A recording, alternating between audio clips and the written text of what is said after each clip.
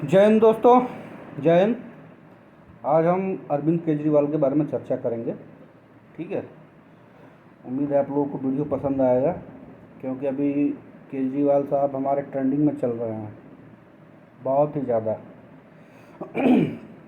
तो इनके बारे में हम बात करते हैं। सबसे पहले चर्चा हम शुरू से शुरू करते हैं।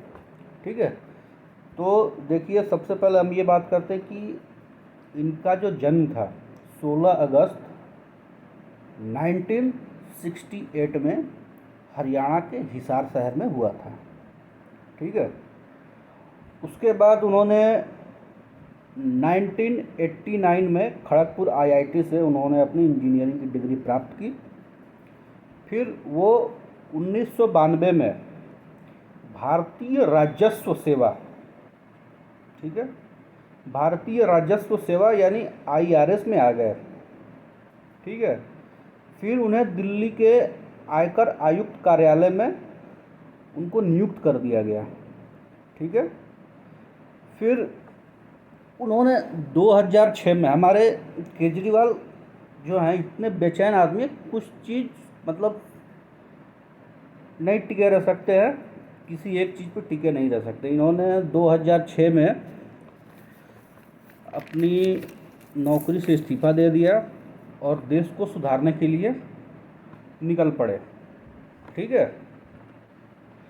फिर 2012 में उन्होंने अपनी राजनीतिक कैरियर की शुरुआत की।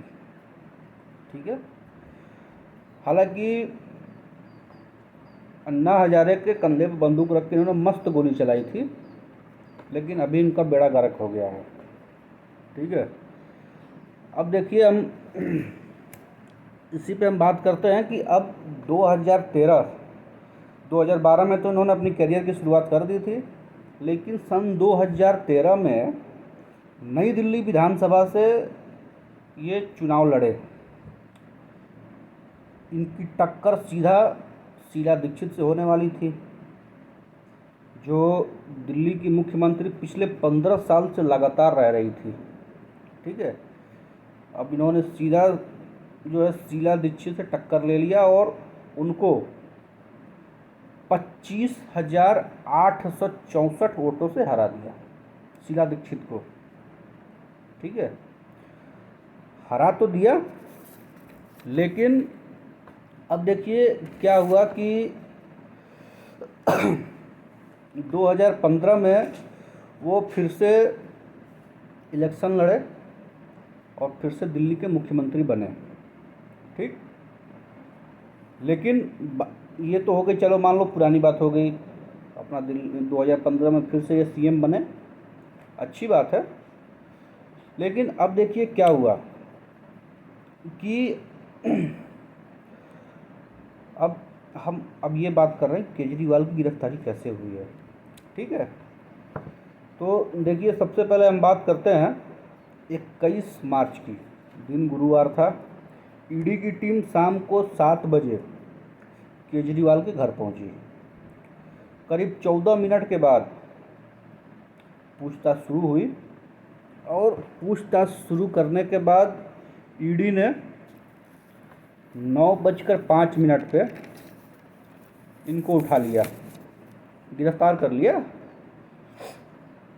फिर देखिए, बहुत लोग सोच रहे होंगे कि ईडी क्या है, तो इसके बारे में हम चर्चा कर लेते हैं थोड़ी सी। बाकी इनके बारे में और बाद में चर्चा करेंगे हम। तो सबसे पहले हम देख लेते हैं ईडी क्या है। तो ईडी का मतलब होता है इन्फोर्समेंट डायरेक्टरेट। ठीक है। अगर हम हिंदी में बोलें तो प्रवर्तन निर्देशालय। ठीक है।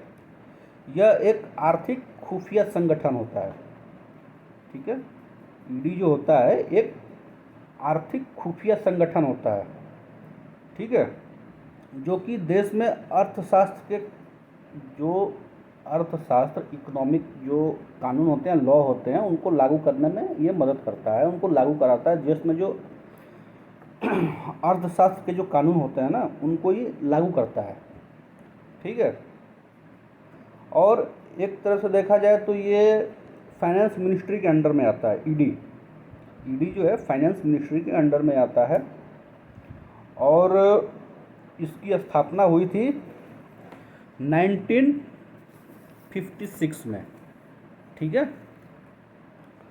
1956 में इसकी स्थापना की गई थी। देखिए, अब बात करते हैं हम केजरीवाल, ये तो ईडी की जानकारी हो गई। अभी बात करते हैं केजरीवाल की जो शराब घोटाला था वो दरअसल है क्या, कहाँ से ये मुद्दा उठा, ये क्या चीज़ है, आइए इसके बारे में हम बात करते हैं, ठीक है। तो बात है 17 नवंबर 2021 का, ठीक है। जो दिल्ली में केजरीवाल सरकार ने एक नया नियम लगाया, ठीक है। 21-22 के सत्र में एक नया नियम लगाया। उस नीति के तहत, उस पॉलिसी के तहत, मतलब शराब कारोबार से अब केजरीवाल सरकार का कोई लेना देना नहीं है, ऐसा नियम बनाया उन्होंने। सारी दुकानें प्राइवेट हाथों में चली गई, ठीक है। ये उनकी नई पॉलिसी थी जो इन्होंने 17 नवंबर 2021 को लागू किया था, ठीक है। और इस नई नीति के तहत सारी दुकानें, शराब की सारी दुकानें प्राइवेट हाथों में चली गई, ठीक है। हालांकि देखिए, ये जो इनकी नीति थी इस शुरू से ही मतलब सवालों के घेरे में रही, ठीक है। शुरू से ही अब तक ये सवालों के घेरे में ही रही। बाद में जब हल्ला होने लगा, ज़्यादा विपक्षी पार्टी भाजपा वाले या और भी सब विपक्षी पार्टी जो थे, मतलब ज़्यादा बवाल होने लगा, तो 28 जुलाई, ठीक है, 28 जुलाई सन 2022 को इन्होंने उस नीति को रद्द कर दिया, ठीक है। अच्छा, लेकिन इससे पहले एक गेम हो चुका था। क्या हो चुका था बताते हैं। अब देखिए, शराब घोटाले का खुलासा 8 जुलाई 2022 को ही हो गया था। इन्होंने तो 28 जुलाई को बंद किया, 8 जुलाई को ही इनके घोटाले का पर्दाफाश हो गया। अब पर्दा कौन फाश किया, अब देखिए इसके बारे में हम बात करते हैं। तो दिल्ली के तत्कालीन मुख्य सचिव नरेश कुमार ने अपने रिपोर्ट में बताया, ठीक है, कि भाई ये लोग हैं। मनीष सिसोदिया सहित कई बड़े बड़े दिग्गज नेताओं के नाम उसमें आए थे, लंबी लिस्ट है उसकी, उसके बारे में हम फिर कभी चर्चा करेंगे, ठीक है।